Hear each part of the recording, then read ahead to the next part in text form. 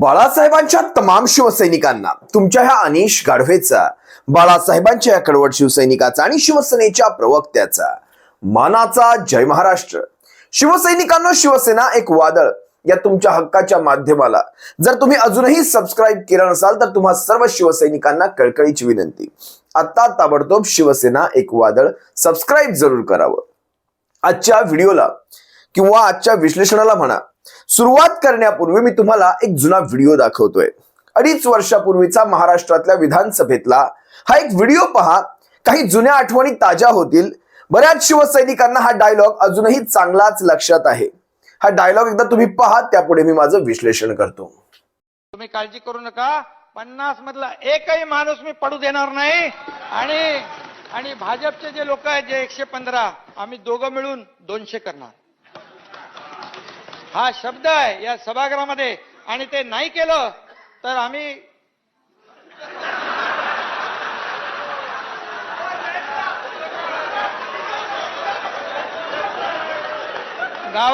गावाला शेती करायला जाईल. शेती अगदी हसत हसत, अगदी विनोदामध्ये महाराष्ट्राच्या विधानसभेमध्ये एकनाथ शिंदेंनी एक डायलॉग फेकला होता.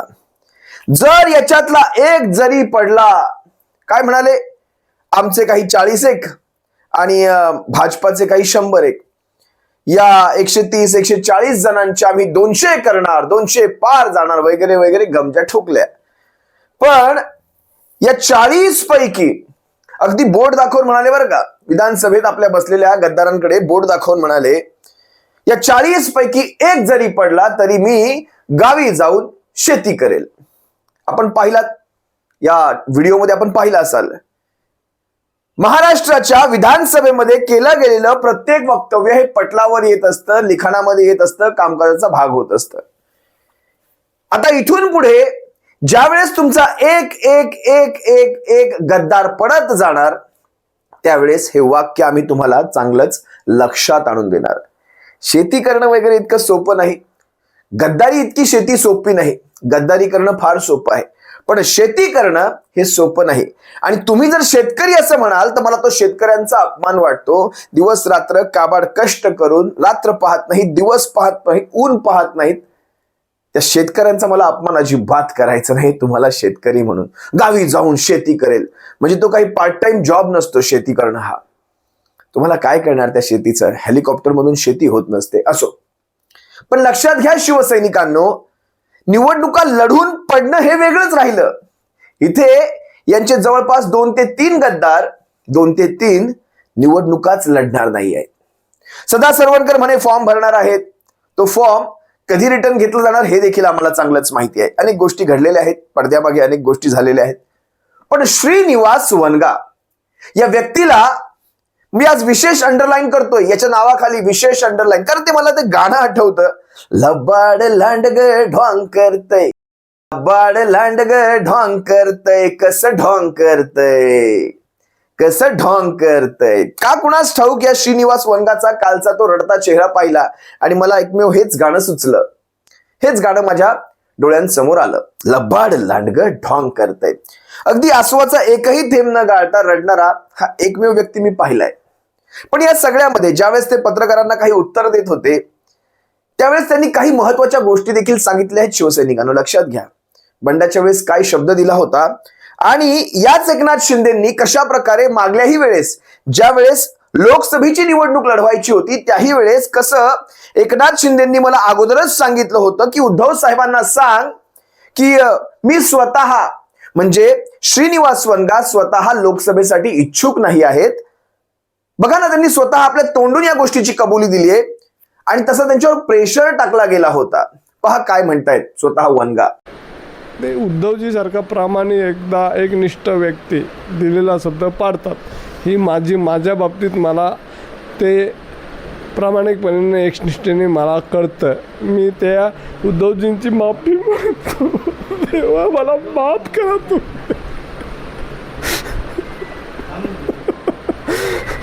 या संदर्भात तुम्हाला शिंदे साहेबांकडून काय तुमच्याशी बोलणं झालं का? सीट नाही दिली त्या बाबतीत?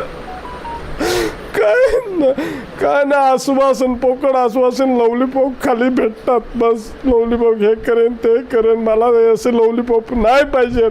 मला निष्ठ जनतेत राहणारा मिसळणारा व्यक्ती आहे आणि त्यामुळे हे लवलीपॉप मला नाही पाहिजेत. आपण उद्धव साहेबांशी भेटणं माफी मागत आहेत, काय कारण आणि आपली काय अपेक्षा आहे शेवटी उद्धव साहेबांशी? उद्धवजी सारखा प्रामाणिक व्यक्ती कितीही त्याची बदनामी लोक करो, पण त्याच्यासारखी माझ्या आयुष्यात तो व्यक्ती असा भेटलेला म्हणजे माझ्यासाठी तसा व्यक्ती आयुष्यात पाहिला नाही. कारण की प्रत्येक वेळेस ज्या वेळेस ती वडिलांची निवडणुकीपासून मी त्याचं अनुभवतो, त्यावेळेस देखील मला तिकीट साहेबांनी डिक्लेअर केलेलं आणि त्यावेळेस पण ह्याच्या षडयंत्रेने मला असं केलं की मी लोकसभेला इच्छुक नाही असं तुम्ही साहेबांना बोलून दाखवा.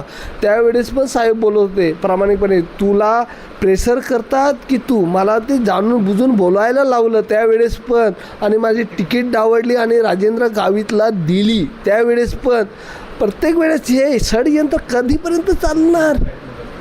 आणि प्रत्येक वेळेस पण ते देव माणूस, माझी जेव्हा विधानसभेची निवडणूक आली त्यावेळेस पण हा डाव माझ्याकडे आखला गेला काय ह्याची उमेदवारी न मिळण्यासाठी. पण त्यावेळी एकनिष्ठ होते उद्धवजी, नाही त्या किती तुम्ही सांगा हा रिपोर्ट तो रिपोर्ट, पण नाही त्या पोरगा प्रामाणिक आहे ना, त्या पोराला मला उमेदवारी द्यायची आणि त्याच्या कृपेने मी पालघर विधानसभेचा आमदार झालेला, कोणाची कृपा नव्हती. या व्हिडिओत आणखी हे देखील म्हणाले, उद्धव साहेबांनी मला अगदी स्पष्ट विचारलं, तुमच्यावर कोणाचा प्रेशर आहे का? तुम्हाला कोणी दबाव टाकून ही लोकसभा लढवू नये असं कोणी सांगतंय का? बघा, उद्धव साहेबांनी तरी देखील विचारलं तर हे नाही म्हणाले. म्हणजे लोकसभा ही राजेंद्र गावितांना देण्यासाठी एकनाथ शिंदेंनी त्यावेळेस ती तयारी केली होती. या श्रीनिवास वनगांना आपण इच्छुक नाही आहोत हे उद्धव साहेबांना बळजबरी सांगण्यासाठी सांगण्यात आलं होतं. आपण सर्वांनी पाहिलं कसे कांड केले जायचे. बघा, लक्षात घ्या शिवसैनिकांनो, ह्या अशाच गोष्टी आहेत, एक ना एक अशा अनेक गोष्टी आहेत. आता काल ज्यावेळेस मीडिया समोर रडत होते, एबीपी माझाच्या त्या मीडिया समोर रडत होते, त्यावेळेस त्यातही त्यांनी अनेक गोष्टी सांगितल्या की कशा प्रकारे मला ही उमेदवारी मिळू नये यासाठी जिल्हा प्रमुख असतील, नरेश मस्के असतील, श्रीकांत शिंदे असतील, अगदी रवींद्र फाटक असतील, यांनी कशा प्रकारे या सगळ्यामध्ये हस्तक्षेप केलेला आहे हे त्यांनी काल अगदी त्यांच्या 2-3 मिनिटाच्या व्हिडिओत स्पष्ट सांगितलं. जर हा एकदा व्हिडिओ पहा ना, तुम्हाला जाणवेल मी काय सांगतोय ते. मला शब्द दिला होता की माझ्यासोबत येणारे आमदारांना कोणाचंही तिकीट कापणार नाही आणि सगळ्यांना उमेदवारी देणार आणि निवडून आणण्याची जबाबदारी माझी. तो शब्द पाळला पाहिजे ना. आज एवढे नेते देताना, शब्द देताना विचार करून दिला पाहिजे. आज काय तुम्ही डावळायचं कोणतरी काय हे ते मॅनेजमेंटनी प्रामाणिकपणे आज मला हे फळ मिळतं ह्याचं मला सगळ्यात मोठं दुःख वाटतं.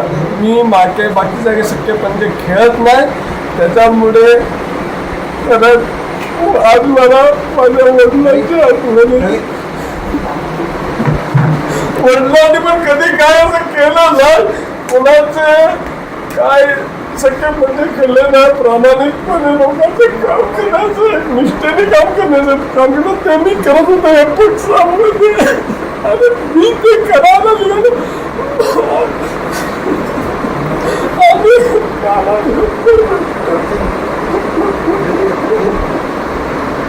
तुमची उमेदवारी डावलल्यानंतर कोणाचा संपर्क झाला का? कोणाचा फोन वगैरे आला होता का? काही नाही, त्यानं प्लॅनिंगही ठरलेलं हे प्लॅन आहे. मला कळतं काय ह्या व्यक्तीला नाही करायचं, वनगा घराण्याचं नाही काम करायचं, प्रामाणिक व्यक्ती त्याला नाही पाहिजे या जगामध्ये. त्यांना लबाडी चोरी लबाडी करणारे अशी माणसं पाहिजेत. याची शिक्षा मी भोगतो आज. मला कोणाचाही फोन नाही, काही नाही, काही नाही. मी एक विद्वान आमदार आहे त्या मतदारसंघातला. आज मला आश्वासन दिलं होतं आम्ही विधानसभेतून तुझी उमेदवारी देतो किंवा इकडून देतो. शब्द पाळणारे व्यक्ती फार मोजके असतात, मोजके. त्याच्यामध्ये मी उद्धवजी ठाकरे यांना धन्यवाद देईन. माझा आज जो आमदार मी झालेला तो उद्धव ठाकरे, बाळासाहेब ठाकरे, त्याच्यामुळे मला ह्या व्यक्तीने तेव्हा पण ताकद करण्यासाठी प्रयत्न केले होते. हे जीवन उदाहरण आहे. माझे 7-8 फॅमिली आहे सोबत त्याच्यात कधी पण विचारत आहे ना. नेमके कोण ह्याच्यामध्ये सहभागी असतील असं आपल्याला वाटतं आपल्या उमेदवार डावलल्यानंतर?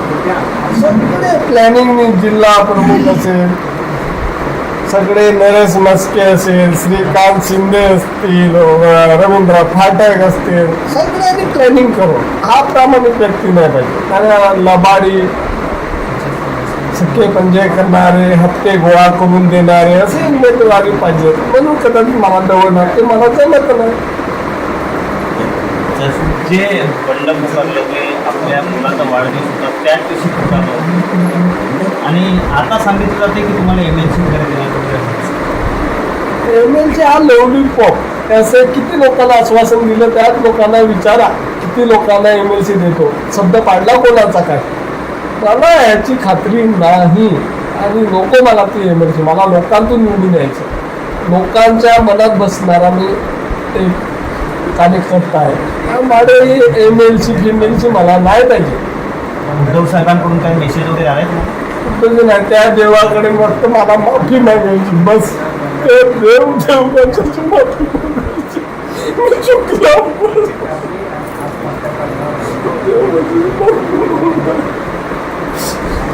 नक्कीच आपण पाहिले की खूप भावूक झालेले आहेत, म्हणजे मनस्ताप करतायत. त्या देव माणसाची मला माफी मागायची आहे. हा श्रीनिवास वनगा हे देखील म्हणाला की माझ्याविषयी सगळे रिपोर्ट निगेटिव्ह दाखवले गेले. म्हणजे पालघरला विधानसभेत देखील मला उभं करू नये यासाठी नंतर प्रयत्न झाले होते 2019ला. आणि माझे सगळे रिपोर्ट निगेटिव्ह दाखवले. म्हणजे विधानसभेमध्ये कसं माझ्या अनुषंगाने वातावरण नाहीये हे देखील यांनी सांगितलं काल पत्रकार परिषदेमध्ये बोलताना.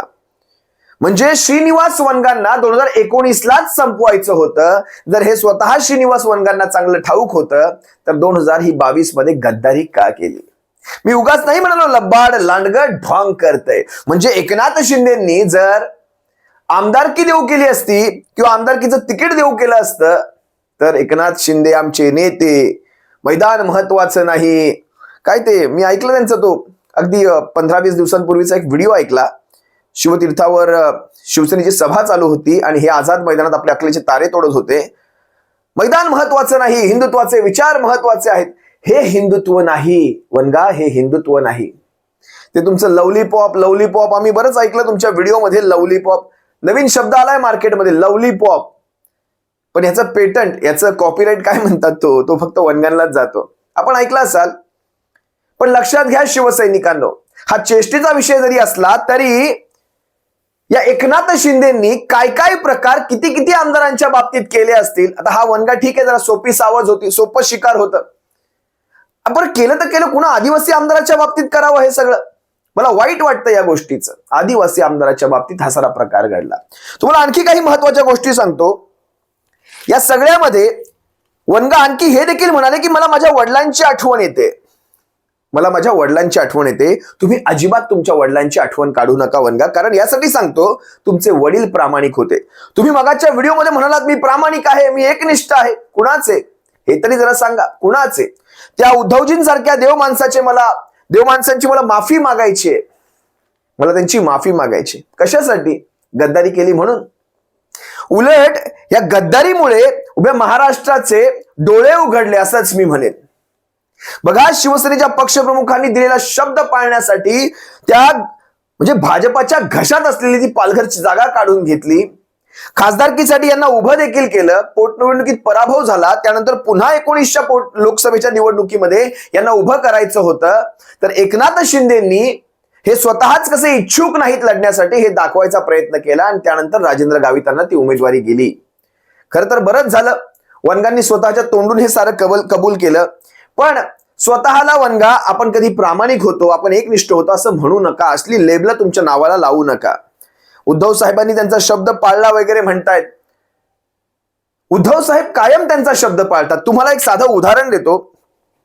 तुम्ही पाहिलं असेल आता शिवडी विधानसभेमध्ये मी काल परवा तो कुण्या एका आकार DG9चा एक व्हिडिओचं टायटल माझ्या पाहण्यात आलं. सूर्यवंशी नावाचा कोणीतरी आहे, एक माथे फिरू इसम. हा सूर्यवंशी म्हणतो पुन्हा तिकीट विकली जात आहेत. मला सूर्यवंशीला एक साधा प्रश्न विचारायचा आहे. म्हणजे त्यांचं म्हणणं मातोश्रीवर तिकीट विकलं गेलं शिवडीचं, सुधीर साळवींना न देता ते अजय चौधरींना देण्यात आलं. ह्या असल्या नराधमांना या सगळ्या गोष्टींची काही कल्पनाच नाही. यांना निष्ठा नावाचा प्रकार माहितीच नाही. जी व्यक्ती उद्धवजींच्या पाठीशी ठाम उभी राहिली या सगळ्या काळामध्ये, तिला त्यांनी ते तिकीट दिलेलं आहे. परिस्थिती बाहेर काय आहे काय नाहीये उद्धवजींना चांगलंच ठाऊक आहे, पण शिवसैनिकांनो दिलेला शब्द पाळला गेला. मग मला ह्या सूर्यवंशीने सांगावं की पालघरमध्ये तिकिटाचा सौदा केवढ्यात झाला. मग हे वनगांचं तिकीट नाकारून जे भलत्याला दिलं त्याचा सौदा किती मध्ये झाला, किती खोक्यांमध्ये झाला हे देखील सांगावं. असो, आपण काय ह्या सर्वांना उत्तर द्यायची? म्हणजे ही थुकरड पत्रकारिता सोडा, त्या विषयावर मी येतच नाही. पण लक्षात घ्या, शिवसेनेच्या पक्षप्रमुखांनी शब्द दिला, शब्द पाळला, आमदार म्हणून निवडून आणला. आता MLC चे लवलीपॉप देतायत, म्हणताय मला लवलीपॉप वगैरे पाहिजे नाही, मला लोकांमधून निवडून जायचंय. ते लवलीपॉप शब्द माझ्या कानांमध्ये चांगलाच घुसलाय म्हणून वारंवार तोंडावर येतोय शिवसैनिकांनो. आता देव माणसाची माफी मागा काय किंवा नका मागू काय, फरक काहीच पडत नाही. वनगाजी, आपण आपल्या आयुष्याचे लवलीपॉप जाऊ द्या, ते विषय सोडून द्या, पुन्हा लवलीपॉपवरच आलो मी. पण ज्यावेळेस वनगाजी तुम्ही शिवसेनेच्या पक्षप्रमुखांच्या पाठीत खंजीर खुपसून ज्यावेळेस गुवाहाटी पळत होतात, GPL करून, GPL कळत असेल ना, GPL पळत होतात, त्यावेळेस हा लवलीपॉप वगैरे आठवायला हवा होता. काय काय लवलीपॉप दिलेत तिकडे जाण्यासाठी. हे लवलीपॉपने असो, जर तिकीट मिळाली असती तर उद्धव साहेब वाईट झाले असते. तिकीट नाही मिळाली, उद्धव साहेब चांगले. हे लक्षात घ्या. हे सगळे एकाच माळेचे मणी आहेत. हे सगळे सदा सरवणकर असतील, हे वनगा असतील, आणखी 1-2 नावं आहेत बरं का. आणि तुम्हाला तुमच्या माहितीसाठी सांगतो, जवळपास 17 ते 18 आमदारांचा या विधानसभेच्या वेळेस शिवसेनेच्या पक्षप्रमुखांना संपर्क साधण्याचा प्रयत्न झाला होता. जवळपास 17 ते 18 आमदारांचा. म्हणजे असं नाहीये की यांना तिकीट मिळाल्या तरी पण संपर्क, म्हणजे याचा अर्थ तुम्हाला सांगतो, यांना आपल्या आमदारांना निवडून आणण्याची कुवत नाहीये, हे आमदारांना जाणवलंय. वरती भारतीय जनता पक्षाने वेगळे कार्यक्रम मतदारसंघात लावलेले आहेत प्रत्येक आमदाराचे. तुम्ही पहा ना, जवळपास 3-4 ठिकाणी झालंय यांनी, म्हणजे उमेदवारी जरी स्वतःच्या पक्षाकडे असली तरी उमेदवार आयात केलाय भारतीय जनता पक्षातनं. म्हणून मी याला टोळी का म्हणतो बघा ना. अंधेरी पूर्व तो मोर्शी पटेल, भिवंडी पूर्व तो संतोष शेट्टी, त्यानंतर आज मला वाटतं ती शायना NC पण घेतलीये मुंबई देवीमधनं लढण्यासाठी.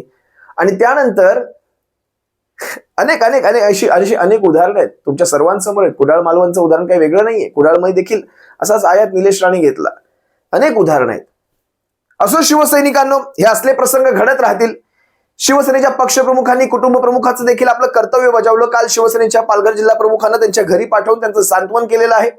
म्हणजे अशाही परिस्थितीमध्ये कुठेही वाऱ्यावर सोडलं नाही. लक्षात घ्या, शेवटी कुटुंब प्रमुख आहेत. उभ्या शिवसेनेचे, अखंडित शिवसेनेचे ते पक्षप्रमुख आहेत. ह्या गद्दारांनी आपली चूल जरी वेगळी मांडलेली असली तरी शेवटी शिवसेनेच्या, अखंडित शिवसेनेचे ते आजही पक्षप्रमुख आहेत. हे तुम्हाला मी पुन्हा आवर्जून सांगतो. तुम्हा सर्वांची रजा घेतो. सप्रेम जय महाराष्ट्र बाळासाहेबांच्या शिवसैनिकांनो. काळजी घ्या.